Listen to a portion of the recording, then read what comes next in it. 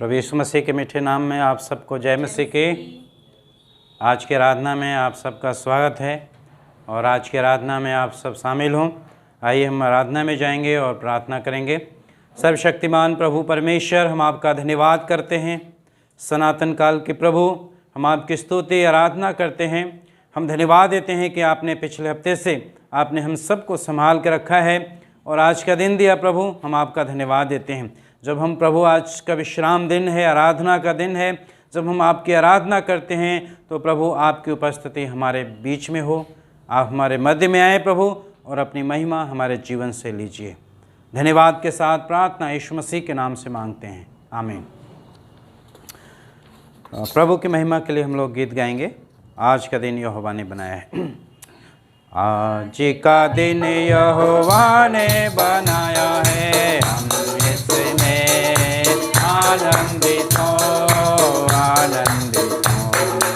आज का दिन यहोवा ने बनाया है, हम इसमें आनंदित हो, आनंदित हो। आता हूँ तेरे पास, मुझको है तुझसे आस,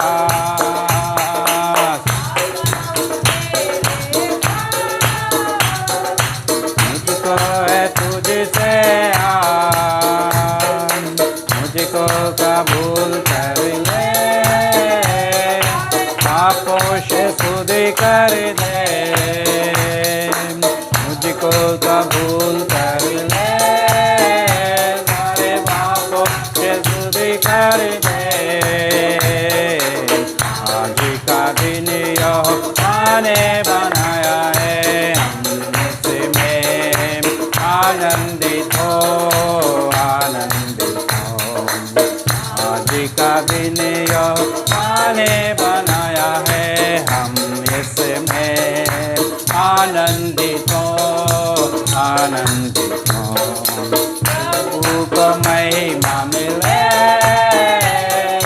चाहे हो मेरा अपमान मिले, चाहे हो मेरा अपमान। ओ बड़े मैं गटू है उसी का ध्यान। ओ बड़े मैं गटू है उसी का ध्यान। आज का यहोवा ने बनाया है, हम इसमें आनंदित हो, आनंदित हो।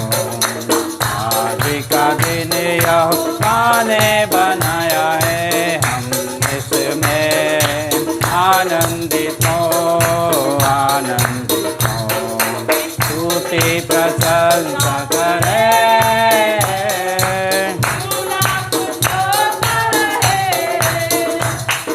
स्तुति प्रशंसा करे,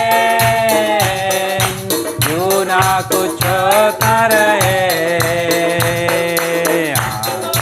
गाते रहे, चाहे जहाँ भी रहे, इसको हम गाते रहे, चाहे जहाँ भी रहे। आज का दिन यहोवा ने बनाया है, हम इसमें आनंदित हो। सच में प्रभु महान है और प्रभु हमारे मध्य में है। और आज की आराधना में आप सब शामिल हों, ऑनलाइन की आराधना में। और आइए हम वचन में जाएंगे। उससे पहले कि हम वचन में जाएं, हम वचन के लिए प्रार्थना करेंगे और अपनी आंखें बंद करेंगे और दुआ करेंगे। प्रभु परमेश्वर, आज के पवित्र वचन के द्वारा आप हम सबसे बातचीत करें। हमारे सुनने के कान दें। हमारी कोई लियाकत, कोई खूबी नहीं थी, परंतु आपने अपने प्रिय पुत्र, हमारे उद्धारकर्ता यीशु मसीह के द्वारा प्रभु आपने हमें इस योग्य बनाया है ताकि हम आपकी उपस्थिति में बैठ सकें। तो प्रभु हमें सुनने वाला मन, सुनने वाले कान दें ताकि हम आपके वचन को सुनें, उससे अपने जीवन में लागू करें और उस पर चल सकें। प्रभु आज के जो भी परिवार जो लोग आज ऑनलाइन सर्विस को देखते हैं वो बहुत बहुत आशीष हों आज के वचन के द्वारा, यीशु मसीह के नाम से आमीन। आइए हम लोग निकालेंगे याकूब की पत्री का हम लोग अध्ययन करें। याकूब की पत्री का हम पुस्तक का अध्ययन करें। जैसे पिछले मैंने बताया था कि हमने देखा परीक्षाओं में, विभिन्न परीक्षाओं में आनंदित रहें, प्रलोभन में हम प्रलोभन का विरोध करें, उसका सामना करें और उससे बचें। और आज जो हमारा जो मुख्य विषय है वो है परमेश्वर के सत्य वचन में चलें। परमेश्वर के सत्य वचन पे चलें। चलना बहुत ज़रूरी है। चलना, हम कहाँ चलते हैं, हम कौन से रास्ते पे चलते हैं, ज़रूर हम अपने आप को जांचें, हम अपने जीवन को जांचें, हम किस रास्ते पे चल रहे हैं। क्या हम वचन के अनुसार चल रहे हैं, क्या हम वचन पे चल रहे हैं, क्या हम परमेश्वर के वचन के अनुसार जीवन जी रहे हैं, हमें जांचने की ज़रूरत है। तो आज का हमारा विषय है जिसके ऊपर आज हम सीखेंगे, परमेश्वर आज हमें सिखाना चाहते हैं और कि हम परमेश्वर के सत्य वचन पर चलें। तो उसका हमने खंड लिया है याकूब, उसका 1 अध्याय और 19 पद से लेकर 27 पद तक। याकूब की पत्री 1 अध्याय 19 से लेकर 27 पद तक पढ़ दीजिए। परमेश्वर के और प्रभु यीशु मसीह के दास याकूब की ओर से नहीं, 19 पद से। हे मेरे प्रिय भाइयों, हे मेरे प्रिय भाइयों, यह बात तुम जान लो, हर एक मनुष्य सुनने के लिए तत्पर और बोलने में धीर और क्रोध में धीमा हो, क्योंकि मनुष्य का क्रोध परमेश्वर के धर्म का निर्वाह नहीं कर सकता। इसलिए सारी मलिनता और बैर भाव की बढ़ती को दूर करके उस वचन को नम्रता से ग्रहण कर लो, तो हृदय में बोया गया और जो तुम्हारे प्राणों का उद्धार कर सकता है। परंतु वचन पर चलने वाले बनो, और केवल सुनने वाले ही नहीं जो अपने आप को धोखा देते हैं, क्योंकि जो कोई वचन का सुनने वाला हो और उस पर चलने वाला ना हो, तो वह उस मनुष्य के समान है जो अपना स्वाभाविक मुंह दर्पण में देखता है, इसलिए कि वह अपने आप को देखकर चला जाता है और तुरंत भूल जाता है कि वह कैसा था। पर जो व्यक्ति स्वतंत्रता की सिद्ध व्यवस्था पर ध्यान करता रहता है, वह अपने काम में इसलिए आशीष पाएगा कि सुनकर भूलता नहीं, पर वैसा ही काम करता है। यदि कोई अपने आप को भक्त समझे और अपनी जीभ पर लगाम ना दे, पर अपने हृदय को धोखा दे, तो उसकी भक्ति व्यर्थ है। हमारे परमेश्वर और पिता के निकट शुद्ध और निर्मल भक्ति है। भक्ति यह है कि अनाथों और विधवाओं के क्लेश में उनकी स्तुति लें और अपने आप को संसार से निष्कलंक रखें। प्रभु आशीष दे इस वचन के पढ़े जाने और सुने जाने पर। देखेंगे हम लोग इस खंड को, जैसे मैंने बताया 19 पद से लेकर 27 पद तक हमने लिया है इस खंड में, और इसमें हम 3 बातें आज सीखेंगे। 3 बातों को हमने निकाला है। पहला है वचन सुनने वाले बनो, वचन सुनने वाले बनो। दूसरा है वचन पर चलने वाले बनो, और तीसरा है वचन के प्रति समर्पण। तो खंड बाई खंड हम देखेंगे। 19 पद से लेकर 21 पद तक हम देखेंगे वचन सुनने वाले बनो। उसके ऊपर हम सीखेंगे कि परमेश्वर हमें क्या सिखाना चाहते हैं। पहले 19 पद में 3 बातें परमेश्वर कहते हैं, हे भाइयों और बहनों, हे प्रिय भाइयों बहनों, तुम जान लो कि हर एक मनुष्य, हर एक इंसान सुनने के लिए तत्पर और बोलने में धीर और क्रोध करने में धीमा हो। 3 बातें बोलते हैं। 3 बातें जो है यहाँ पे बताते हैं। सुनने में तत्पर होना चाहिए। हम क्या सुनते हैं, हम क्या सुनते हैं, ये बहुत ज़रूरी है। हम अपने जीवन में देखें हम क्या सुनते हैं, कैसे सुनते हैं, ये बहुत ज़रूरी है। वचन कहता है सुनने में कैसा होना चाहिए, तत्पर होना चाहिए। होशियार होना चाहिए, सुनने के लिए एकदम तत्पर होना चाहिए कि परमेश्वर मुझसे क्या बता रहा है, परमेश्वर मुझसे क्या बातचीत करना चाह रहा है, मैं उसकी सुनूं, ना कि मैं ही बोलता जाऊं, मैं ही बोलता जाऊं, मैं ही बोलता जाऊं। हम प्रार्थना भी ऐसे करते हैं लोग कि अपनी बातें बोलते जाएंगे, बोलते जाएंगे, बोलते जाएंगे और उसके बाद आमीन कर देंगे। परमेश्वर की नहीं सुनेंगे कि परमेश्वर हमसे क्या चाहता है। परमेश्वर की सुने, परमेश्वर के वचन। इसलिए प्रभु का वचन कहता है कि सुनने के लिए क्या रहो, तत्पर रहो, तैयार रहो। प्रभु से मांगे सुनने के लिए, सुनने के लिए हमेशा तैयार रहें। हम क्या सुनते हैं? हम दुनिया की बातें सुनते हैं या काना फुस्सी की बातें ज़्यादा सुनते हैं?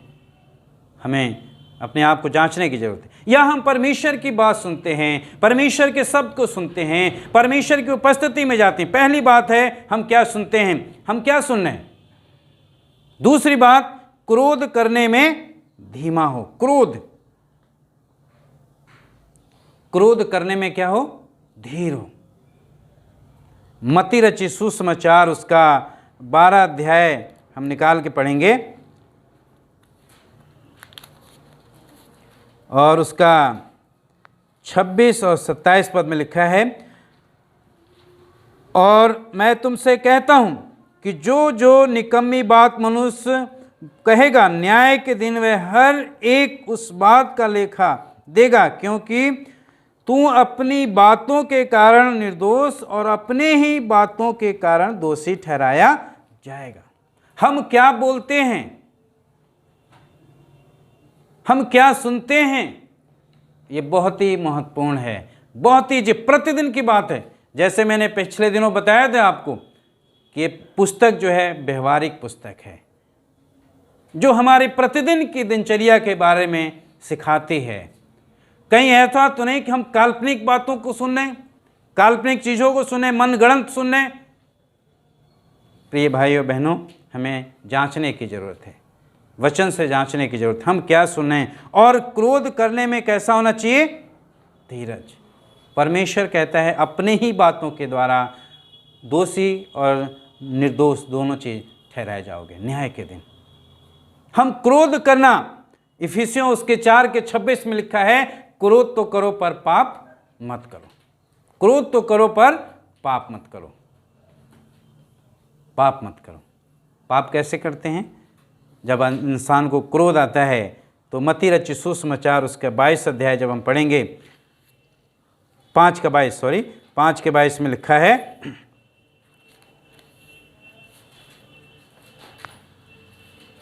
परंतु मैं तुमसे कहता हूं कि जो कोई अपने भाई पर क्रोध करेगा वो कचहरी में दंड के योग्य ठहरेगा, और जो कोई अपने भाई को निकम्मा कहे वह महासभा में दंड के योग्य ठहरेगा। जो कोई अपने भाई से कहे मूर्ख, वह नरक की आग, वह दंड के योग्य ठहरेगा। प्रभु यीशु मसीह साफ स्पष्ट तरीके से कहते हैं कि जो कोई अपने भाई को कहेगा, क्रोधित करेगा, उसको मूर्ख कहेगा या उसको गलत साबित बोलेगा, उसके लिए गलत बोलेगा, उसके लिए प्रभु यीशु मसीह कहते हैं कि वो न्याय के दिन उसके न्याय किया जाएगा, दंड के योग्य ठहरेगा। क्रोध करना पर पाप मत करना। क्रोध करो पर ऐसे मुंह से ऐसे शब्द मत निकालो जिससे परमेश्वर, पहली बात जब हम मसीह हैं, विश्वासी हैं, प्रभु का भय मानते हैं, तो हमारे जीवन में क्रोध नहीं हो। क्रोध हो पर धीमा हो, क्रोध करने में धीमा। जैसे हमारा परमेश्वर है, क्रोध करने में कैसा है, लिखा है विलंब से क्रोध करने वाला अति करुणा में परमेश्वर है, वो विलंब से क्रोध करता है। और तीसरी बात है, बोलने में धीमा होना चाहिए, बोलने में धीमा, सुनने के लिए तत्पर और बोलने में धीमा। हम क्या बोलते हैं, पहली बात हम क्या सुनते हैं, दूसरी बात हम क्या बोलते हैं। क्या हम ऐसे शब्द बोलते हैं जिससे सुनने वाला निरुत्साहित हो जाता है, निराशा में चला जाता है? लेकिन प्रभु का वचन कहता है तुम्हारे मुंह से ऐसी बात, सुहावनी बात निकले जिससे सुनने वाला उत्साहित हो, उसके ऊपर अनुग्रह हो। इफिसियों की जब पत्री हम पढ़ते हैं उसमें हम क्या बोलते हैं, हम क्या बोल रहे हैं, हम कैसे बोल रहे हैं? क्या हमारे मुंह से परमेश्वर की बड़ाई हो रही है? क्या हम परमेश्वर की आराधना कर रहे हैं? क्या हम परमेश्वर के, जब हमारा मुंह खुलता है, जब हम बोलते हैं तो परमेश्वर के वचन से बोलते हैं, या फिर हम इधर उधर की बातें बोलना शुरू कर देते हैं, दुनिया की बातें, काल्पनिक बातें? प्रियो, हमें जांचने की जरूरत है हम क्या बोलते हैं। हम जिसके साथ ज़्यादा समय बिताएंगे, हमारा स्वभाव, हमारा बोली विचार वैसे ही उसी के स्वभाव के समान होगा। दो बातें, आप क्या सुनते हैं और क्या बोलते हैं। जैसे लिखा है, और 21 पद में लिखा है, 20 पद, क्योंकि मनुष्य का क्रोध परमेश्वर की धार्मिकता का निर्वाह नहीं कर सकता। गुस्सा, प्रभु का वचन कहता है गुस्सा करने में धीमा होना चाहिए, क्रोध करने में धीमा होना चाहिए। परमेश्वर का लिखा है मनुष्य का क्रोध परमेश्वर की धार्मिकता का निर्वाह नहीं कर सकता। परमेश्वर को यह नहीं भाता है कि उसके बेटा, उसकी बेटियां, उसके लोग, उसकी संतान जो परमेश्वर, जो मसीह कहलाते हैं, वो क्रोध करें, पाप करें। वो परमेश्वर की धार्मिकता के अनुकूल है। परमेश्वर कोई उसका वो नहीं है। परमेश्वर ऐसी चीज़ों से पसंद नहीं करता है। परमेश्वर चाहता है कि हमारे मुंह से अच्छी बातें निकले, धार्मिकता की बातें निकले, उत्साहित की बातें निकलें। और वचन में लिखा है जहाँ ज़्यादा बातें होती हैं वहाँ पाप भी हो जाता है। नीति वचन में जब हम पढ़ते हैं तो लिखा है जहाँ ज़्यादा बातें होती हैं वहाँ पाप हो जाता है। हम क्या बोलते हैं, क्या सुनते हैं, क्रोध करके हम सोचें परमेश्वर को प्रसन्न करें तो हम परमेश्वर को प्रसन्न नहीं कर पाएंगे। हम क्रोध करके परमेश्वर को कभी प्रसन्न नहीं कर पाएंगे। 21 पद में लिखा है, इसलिए सारी मलिनता और बैर भाव की बढ़ती को दूर करके उस वचन को नम्रता से ग्रहण कर लो जो तुम्हारे हृदय में बोया गया। सारी बुराई, सारी सरसराहट, सारी गंदगी अपने जीवन से दूर कर दें। यही परमेश्वर बताता। इसलिए का मतलब है को 19 और 20 पद को लेकर बात कर रहा है कि इसलिए अब सारे जीवन से दूर कर दो। सारी जो है मैल है, बुराई है, पाप है, भेदभाव है, उसे निकाल दो। और जो वचन, जो परमेश्वर का संदेश तुम्हें सुनाया जा रहा है, जो परमेश्वर का वचन तुम पढ़ते हो, सुनते हो, उसे अपने हृदय में बसने दो, अपने हृदय में बसने दो। वो हमारे प्राणों का उद्धार करेगा, हमारी बुद्धि, हमारी इच्छा और लिखा है हमारी शक्ति और प्रभाव में वो हमारी मददगार करेगा, हमारी सहायता करेगा उसमें बढ़ने में। इसलिए हमें सारे जो पाप हैं, जो बुराई है, इन सब को, मैल को, सारी मलिनता, सारी गंदगी अपने जीवन से दूर कर दें, तभी हम साफ होंगे। सारी मलिनता। चीनी सभी लोग इस्तेमाल करते हैं चाय में या कोई भी मीठा बनता है तो चीनी ऐसे नहीं आ जाती है। जब वो फैक्ट्री, गन्ना होता है और गन्ना जब फैक्ट्री में जाता है उसका रस निकाला जाता है, और जब उसका रस होता है तो एकदम काला होता है। फिर वो अंदर जाता है, कई ऐसी उसमें चीज़ें पड़ती हैं तो उससे क्या होता है, सारी जो उसके अंदर की मैल होती है वो सब बाहर आ जाती है और फिर एक चीनी जो है एकदम सफ़ेद बनकर निकलती है। और परमेश्वर चाहता है कि हमारे जीवन में जो मैल है, जो मलिनता है, हम बेहतर जानते हैं अपने जीवन को, उसे दूर करके प्रभु के वचन को अपने जीवन में स्वीकार कर, नम्रता के साथ, बड़े नम्रता के साथ, जो तुमसे नम्रता के उस वचन को नम्रता से ग्रहण कर लो जो तुम्हारे हृदय में बोया गया। जो संदेश, जो परमेश्वर का वचन है, उसे अपने हृदय में बहुतायत से कार्य करने दो, बहुतायत से कार्य करने दो अपने जीवन में, अपने जीवन में बहुतायत से कार्य करने दो। जब परमेश्वर का वचन हमारे जीवन में कार्य हो करेगा तभी हमारा जीवन विकसित होगा, विकास करने में मदद करेगा। परमेश्वर हमें बढ़ाएगा, आत्मिकता में बढ़ाएगा, अपने ज्ञान में, वचन में, बुद्धि में हम बढ़ते चले जाएंगे। इसलिए हम अपने जीवन को जरूर जांचें।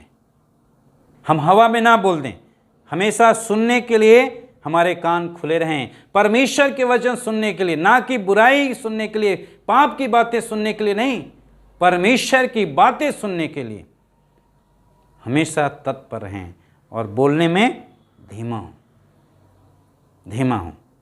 आगे हम पढ़ेंगे 22 से लेकर 25 तक, वचन पर चलने वाले बनो, वचन पर चलने वाले बनो।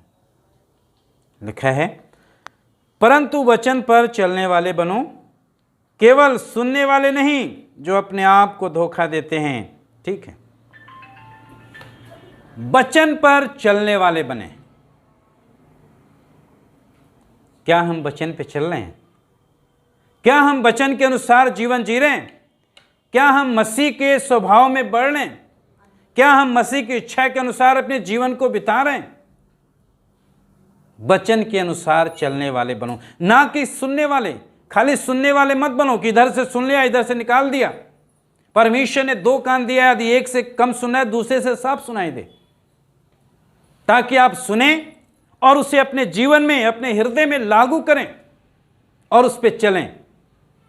हमें चलने वाला बनना है, ना कि सुनने वाला। परमेश्वर का वचन कहता है सुनने वाले मत बनो।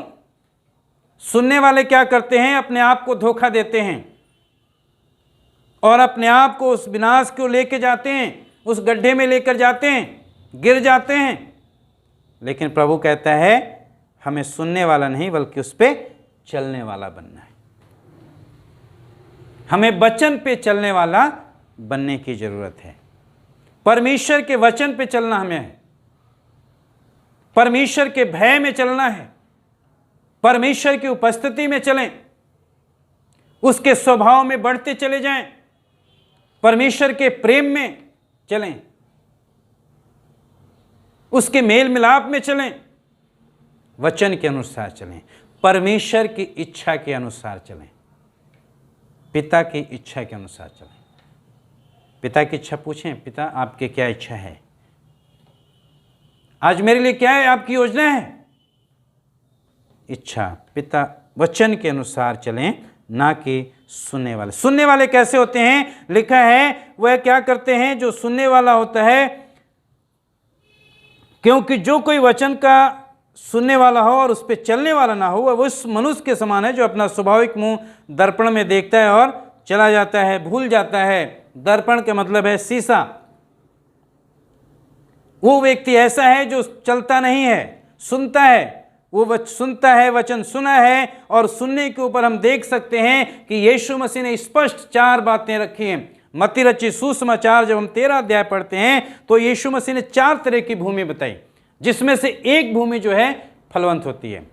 जब हम 12 अध्याय पढ़ते हैं 19, 20, 22, 23 में यीशु मसीह ने बीज का दृष्टांत दिया। सुना, सुन के तुरंत आनंद से कुछ बड़ा, फिर सूख गया। लेकिन एक ऐसी भूमि थी जिसने सुना भी, मनन भी किया और उसके जीवन में फल लाया। हमारा जीवन कैसा है? कहीं ऐसा तो नहीं है कि हमने सुना तो सही लेकिन हम जीवन की चिंता में सुस्त हो गए, हमने वचन को ज़्यादा महत्व ना देकर हमने दुनिया की बातों को ज़्यादा महत्व दिया, तो वचन क्या हुआ? हमारे जीवन में बढ़ नहीं पाया। इसलिए प्रभु कहता है सुनने वाले नहीं बल्कि हमें चलने वाला बनना है। सुनने वाला क्या करता है? सुबह शीशे में मुंह देखता है और देखकर चला जाता है, फिर भूल जाता है कि मेरा स्वभाव कैसा था। शीशा एक दर्पण है, जैसे इसमें लिखा है दर्पण। शीशे के जब सामने आप खड़े होते हैं तो आपसे बात करता है। वो आपको बताता है आपके मुंह धुले हैं नहीं धुले हैं, आँख में कीचड़ लगा है या बाल बने हैं नहीं बने हैं, नहाए हैं नहीं नहाए हैं। वो आपसे शारीरिक ऊपरी तरीके से वो बात करता है, ऊपरी शरीर की दिखाता है वो आपको। लेकिन परमेश्वर का वचन जो है एक दर्पण के समान है, एक शीशे के समान है, जो हमारे आत्मिकता के बारे में दिखाता है।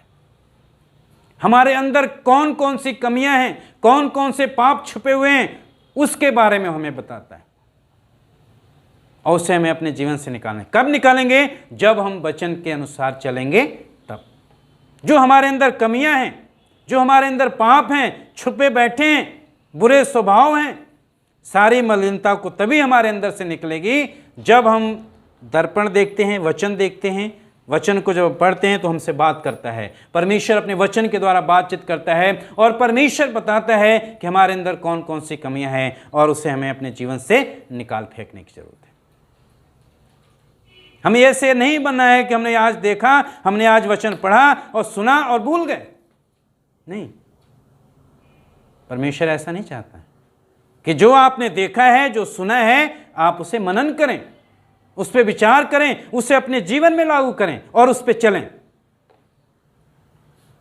उस पर चलने की जरूरत है, ना कि सुनकर हम भूल जाएं।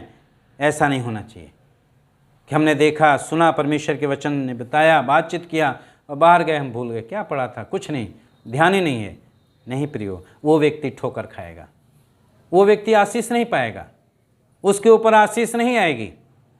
वचन में लिखा है, इसलिए 24 पद में, इसलिए वह अपने आप को देखकर चला जाता है, परंतु तुरंत भूल जाता है कि वह कैसा था। पर जो व्यक्ति स्वतंत्रता की सिद्ध व्यवस्था पर ध्यान करता है, वह अपने काम में आशीष पाएगा, क्योंकि सुनकर भूलता नहीं पर वैसा ही काम करता है। जो व्यक्ति स्वतंत्रता की सिद्ध व्यवस्था पर ध्यान करता है, ध्यान करने के लिए क्या करना पड़ता है? झुकना पड़ता है, नीचे आना पड़ता है।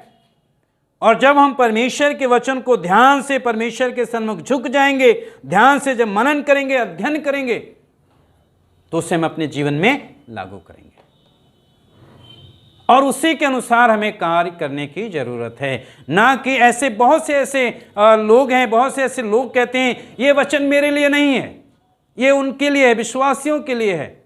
नहीं, ये परमेश्वर का वचन सबके लिए है, चाहे वो प्रभु का दास हो, चाहे परमेश्वर का एक विश्वासी हो, बेटा हो, बेटी हो। परमेश्वर का वचन ये सबके लिए है। परमेश्वर सबके लिए कहता है, पहले क्या करो? हमें सुनना है, परमेश्वर की आवाज को सुनना है, उस पे चलना है।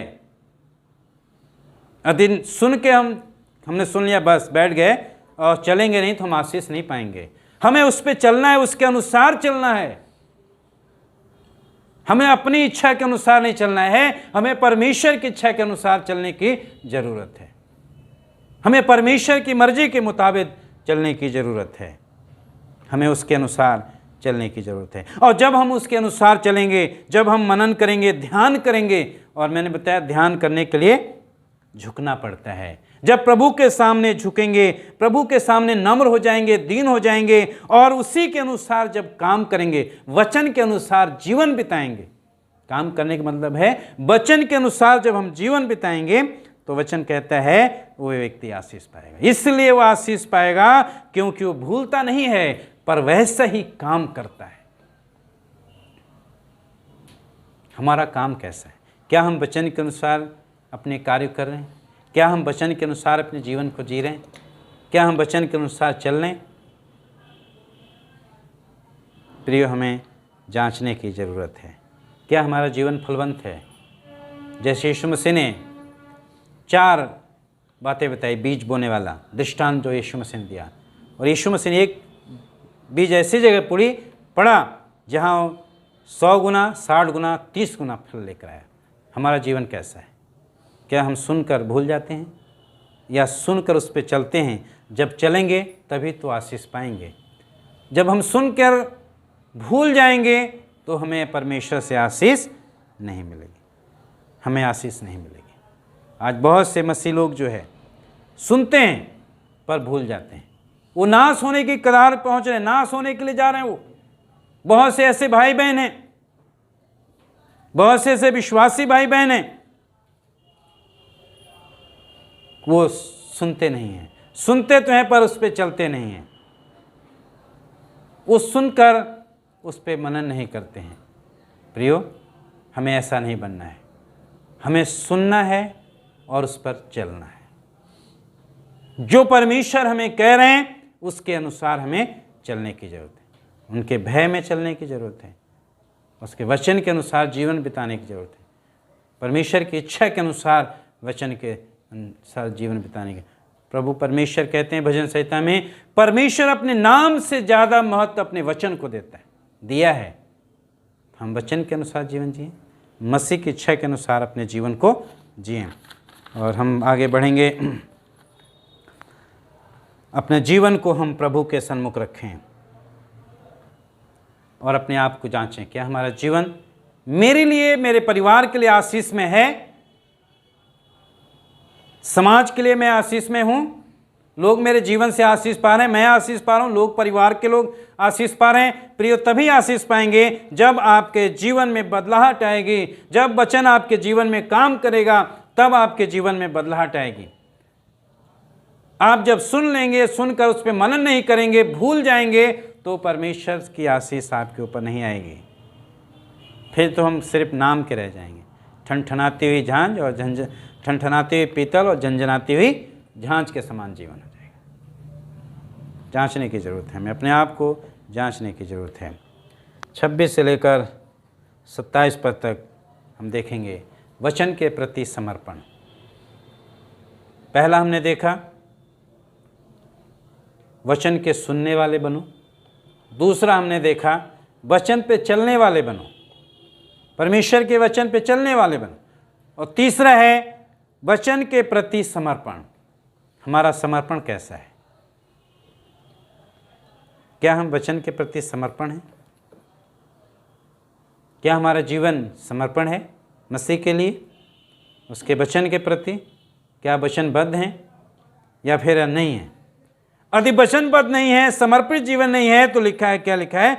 यदि कोई व्यक्ति अपने आप को भक्त समझे और अपनी जीभ पे लगाम ना दे, तो अपने हृदय को क्या करता है? धोखा देता है, और उसकी भक्ति क्या है? व्यर्थ है। भक्त का मतलब है सिर्फ भक्तों के लिए नहीं कहा गया, सेवकों के लिए नहीं बोल रहा है, ये सबके लिए बोल रहा है। ये परमेश्वर का वचन सबके लिए है, एक विश्वासी के लिए भी है, एक सेवा के लिए भी है, एक अगुए, एक लीडर के लिए भी है। इस बात को बताता है, क्या हम वचन के प्रति समर्पण हैं? क्या हमारा जीवन समर्पण का है, या फिर हमारा जीवन ऐसे ही है, हम मुंह से कुछ भी बोल देते? लिखा है, यदि कोई अपने आप को भक्त समझे, यदि कोई कहे कि मैं मसीह हूं, मैं विश्वासी हूं, मैं परमेश्वर का भय मानता हूं, मैं मसीह के अनुसार जीवन जीता हूं, और अपने जवान पे लगाम ना दे, तो क्या है? उसकी भक्ति बेकार है। जैसे हमने मत्ती में पढ़ा 12 अध्याय उसके 36-37 में, कि अपने ही बातों के द्वारा वो दोषी और अपने ही बातों के द्वारा धर्मी ठहराया जाएगा। अपने ही बातों के द्वारा वो दोषी और अपने ही बातों के द्वारा धर्मी ठहराया जाएगा, न्याय के सामने जाएगा। हम क्या बोल रहे हैं? अधिक हम अपने आप को भक्त समझते हैं, हम अपने आप को विश्वासी समझते हैं, चाहे बड़े भक्त हैं चाहे छोटे विश्वासी हैं, जैसे भी हैं, और हम अपनी जीभ पर लगाम ना दें, हम अपनी जीभ पे कंट्रोल ना करें, हम अपनी जुबान से ऐसे गंदी बातें बोल दें। बहुत से ऐसे लोग हैं जो गाली देते हैं। क्या शोभा देता है एक मसीह को? हम मसीह के प्रति, वचन के प्रति समर्पण नहीं हैं। बहुत से ऐसे लोग हैं जो बातें तो बड़ी अच्छी अच्छी बोलेंगे, लेकिन जब बाहर जाएंगे उनका जीवन अलग चेंज हो जाता है, तब वो भूल जाते हैं, वो परमेश्वर के वचन को भूल जाते हैं। जैसे ही बाहर निकलेंगे उनका स्वभाव, थोड़ा सा भी किसी ने कुछ कह दिया, या कुछ गाड़ी से थोड़ा सा भी खरोच लग गई, या कोई ऐसी बात हो गई, तो क्या हो जाएंगे? उनका स्वभाव चेंज हो जाएगा, उनकी जुबान से गलत बातें निकलेंगी, गाली देना शुरू हो जाते हैं। प्रियो, प्रभु का वचन कहता है, यदि कोई व्यक्ति भक्त है, कोई व्यक्ति विश्वासी है, तो अपनी जीभ को लगाम रखें। और आगे जब हम खंड बाई खंड हम बढ़ रहे हैं, और आगे हम जब बढ़ेंगे तो हम जीभ के बारे में भी सीखेंगे। जीभ को क्या कहा गया है? अधर्म का लोक कहा गया है, नरक कुंड कहा गया है, एक बला कहा गया है। तो इस जीभ को हमें कंट्रोल करने की ज़रूरत है। हमें इस जीभ को क्या करना है? अपने वश में करने की जरूरत है, ताकि मेरे मुंह के द्वारा कोई ऐसी बात ना निकले जिससे परमेश्वर आप प्रसन्न हो। इसीलिए पहले पद में उसके तीसरे भाग में लिखा है, बोलने में कैसा हो? धीमा हो, क्योंकि जहां ज्यादा बातें होती हैं वहां पाप भी होता है। इसलिए हम अपने आप को जांचें, हमारा व्यवहार कैसा है, हमारी बोली कैसी है, क्या हम परमेश्वर के वचन के प्रति समर्पण हैं, क्या हम वचन के प्रति समर्पण हैं? पढ़ेंगे हम लोग मत्ती रचित सुसमाचार उसका 15 अध्याय और 8 और 9 पर लिखा है, ये लोग होठों से तो तेरा आदर करते हैं पर उनका मन तुझसे दूर है। वे व्यर्थ तेरी उपासना करते हैं क्योंकि मनुष्य की विधियों और उनकी बातों के अनुसार वो सीखते और सिखाते हैं। होठों से, है ना? ऐसा नहीं होना चाहिए कि हम होठों से सिर्फ प्रभु का नाम लें, प्रभु का नाम लें बस, लेकिन अंदर मन में जो है प्रभु नहीं। दिखाने के लिए उपासना करें, ऐसा नहीं प्रभु चाहते। हम तोता ना बने, तोते के समान ना बोलें, बल्कि हम हृदय से, हृदय में प्रभु होना चाहिए। हमारी भक्ति, जब हम भक्त हैं तो हमारी भक्ति हमारे जीवन से दिखना चाहिए। परमेश्वर का वचन हमारे जीवन से दिखना चाहिए। जब हम समर्पण है वचन के प्रति तो हमारे जीवन से वचन दिखना चाहिए, यीशु मसीह दिखनी चाहिए, हमारी भक्ति दिखनी चाहिए कि हमारी भक्ति हमारे जीवन से दिखाई दे। इसलिए प्रभु कहता है यदि कोई भक्त है तो अपनी जबान को लगाम दे, यदि वो नहीं देता है तो अपने हृदय को धोखा दे रहा है, अपने मन को धोखा दे रहा है, अपने आप को धोखा दे रहा है वो, और विनाश की ओर जा रहा है, विनाश की ओर जा रहा है। लास्ट पद पढ़ेंगे, हमारे परमेश्वर पिता की निकट शुद्ध और निर्मल भक्ति यह है कि अनाथ और विधवाओं के क्लेशों में उनकी सुधि लें और अपने आप को संसार से निष्कलंक रखें। परमेश्वर चाहते हैं हम परमेश्वर के निकट शुद्ध मन से आए, शुद्धता के साथ, पवित्रता के साथ, समर्पण के साथ। हाँ प्रभु, मैं आप पे विश्वास करता हूँ, मैं आपके साथ चलूंगा, वचन के अनुसार चलूंगा, मैं सुनने वाला नहीं बनूंगा, उस पर चलने वाला बनूंगा, उसे अपने जीवन में लागू करूंगा और उसके अनुसार काम भी करूंगा। समर्पण, उसके सत्य वचन में के अनुसार हम चलें, जीवन जिएं, सुधि लें, एक दूसरे का ख्याल रखें, एक दूसरे का, और निष्कलंक रहें, निष्कलंक रखें, अपने आप को शुद्ध बना के रखें। जैसे पहला पत्रस उसका 1 अध्याय 15-16 पद में लिखा है, तुम पवित्र बनो क्योंकि मैं पवित्र हूं। जैसा तुम्हारा बुलाने वाला पवित्र है वैसे तुम भी अपने सारे चाल चलन में पवित्र बनो, अपने सारे चाल चलन में पवित्र बनो। हमें पवित्र बनने की जरूरत है।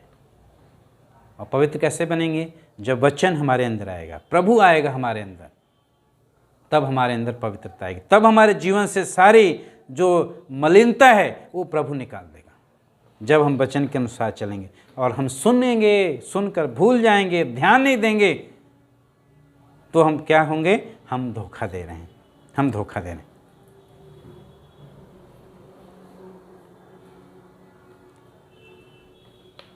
कुछ बातें मैं बताना चाहता हूं जो हमें अपने जीवन में लागू करने की ज़रूरत है।